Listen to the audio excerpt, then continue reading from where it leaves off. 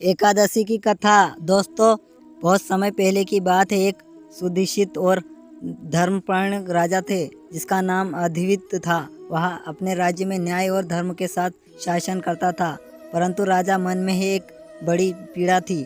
उसके पिता जो अपने जीवन में बहुत पुण्य काम कर चुके थे, अब मृत्यु के बाद नरक के भयंकर यंत्रण में फंस गए थे। राजा अवधि यह सुनकर बहुत ही दुखी हुए।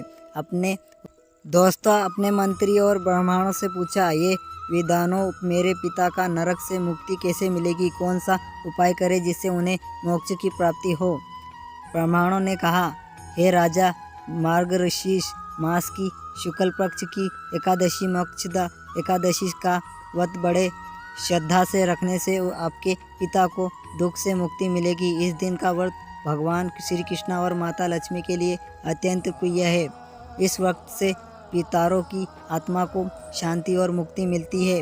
राजा अवधित ने मन ही मन निश्चय किया कि वह इस व्रत का पालन कर पूरे श्रद्धा और निष्ठा से के साथ करेगा। राजा ने अपने महल के ब्राह्मणों को और प्रजा को बताया कि वह मोक्षदा एकादशी का व्रत रखेगा। सभी लोग बहुत उत्साहित हुए और उन्होंने राजा के साथ व्रत का संकल्प लिया। राजा ने व्रत से पहले घर और महल को शुद्ध किया, सभी स्थानों की सफाई की और भगवान श्री कृष्ण तथा माता लक्ष्मी की प्रतिमा और चित्र स्थापित किए।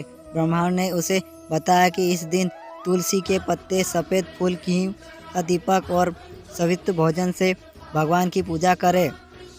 जब राजा ने अयोध्यापूर्वक भगवान श्री कृष्ण और माता लक्ष्मी की पूर्व पूजा की, तभी आकाश में तेजस्वी दीपक की तरह माता लक्ष्मी प्रकट हुई।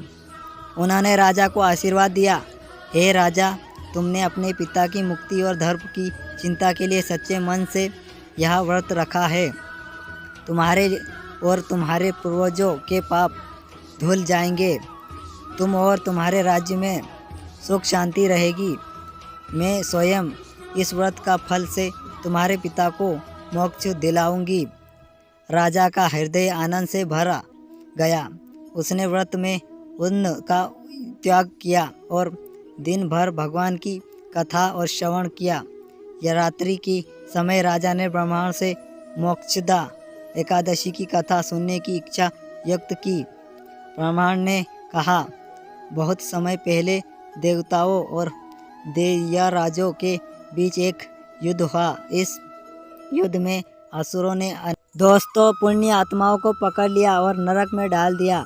भगवान श्री कृष्ण ने उन्होंने पर्याप्त वाणी का कल्याण करना चाहते थे ने तब एक विशेष उपाय बताया, मोक्षदा एकादशी व्रत। जो कोई इस दिन श्रद्धा और विश्वास के साथ व्रत रखेगा, वह न केवल अपने पापों से मुक्त होगा बल्कि अपने पूर्वजों को भी नरक से बचा सकेगा। भगवान ने यह व्रत इतनी शक्ति प्रदान की कि लक्ष्मी माता स्वयं इसका आशीर्वाद देने आती है। राजा ने कथा सुनते सुनते अपने हृदय में निश्चय किया, वह रात भर जागरण करेगा, भजन करेगा और भगवान की आराधना करता रहेगा। दोस्तों, वीडियो लास्ट तक पूरा देखना और हो सके तो चैनल को सब्सक्राइब भी जरूर कर देना, क्योंकि यही हमारा मेहनत का फल है। सुबह होते ही राजा ने अपने व्रत का ना किया। उसने अपने पिता के नाम पूरे दिन पूजा, भजन और दान दिया। उसने निरुद्धों और ब्राह्मणों को अन्न और वस्त्र दान किए। तभी उसे स्वप्न में दिखाई दिया कि उसके पिता नरक से मुक्त होकर आकाश में चमक रहे हैं। उन्होंने राजा को प्रणाम किया और कहा, हे पुत्र, तुम्हारे व्रत और श्रद्धा से हमें परमात्मा के चरण में मोक्ष मिला है। हम अब दुख से मुक्त है और तुम्हारे पुण्य का भागी है। राजा अवधित ने यह अनुभव किया कि केवल व्रत और कथा का श्रवण ही नहीं बल्कि दान और पितरों के प्रति श्रद्धा भी आवश्यक है। ब्राह्मण ने राजा से कहा, हे राजा, मोक्ष एकादशी का व्रत हर वर्ष मार्गशीर्ष मास की शुक्ल पक्ष की एकादशी को रखना चाहिए। यह व्रत न केवल पितरों की मुक्ति का मार्ग है बल्कि इसे करने वाला व्यक्ति धन, सुख और आध्यात्मिक शांति भी प्राप्त करता है। भगवान कृष्ण और माता लक्ष्मी इस व्रत को अत्यंत प्रिय मानते हैं। जो व्यक्ति श्रद्धा, समय और भक्ति के साथ व्रत करता है उसके जीवन से पाप और कष्ट दूर हो जाते हैं। इस कथा से हमें शिक्षा मिलती है कि माता पिता और पूर्वजों की सेवा, दान, पुण्य और व्रत रखना जीवन में पुण्य और मोक्ष का मार्ग खोलता है।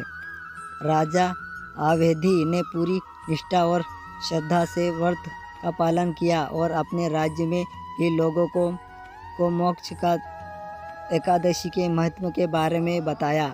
इससे सभी लोग धर्म, भक्ति और पुण्य के मार्ग पर चलने लगे। दोस्तों, वीडियो पसंद आए तो लाइक और शेयर ज़रूर करें और हो सके तो बेल आइकन को प्रेस ज़रूर कर देना। और वीडियो कैसा लगा कमेंट में ज़रूर बताना। और वीडियो देखने के लिए धन्यवाद।